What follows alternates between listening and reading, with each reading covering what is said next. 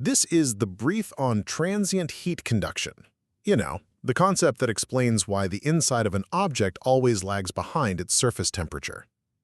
So we're diving into a couple of sources that explore a fundamental question in thermodynamics. What actually happens inside a metal sphere the instant you plunge it into a superhot oil bath? First, let's talk about the ideal thermal boundary condition. If that sphere is dropped into an efficient oil bath, its outside surface instantly matches the oil's temperature. That immediate adaptation right at the surface is the critical starting point for analyzing the whole object. But, and here's our second key point, the inside doesn't respond at the same time. Not at all.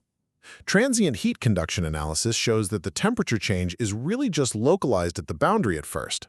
For a good while, the sphere's core is basically thermally isolated. Finally, the rate of all this is governed by the Fourier number. Think of this as a sort of critical timer. It dictates exactly how quickly heat penetrates relative to the sphere's size. This just confirms that heat transfer is a slow, diffusive process. The object only reaches a uniform temperature once this number gets high enough.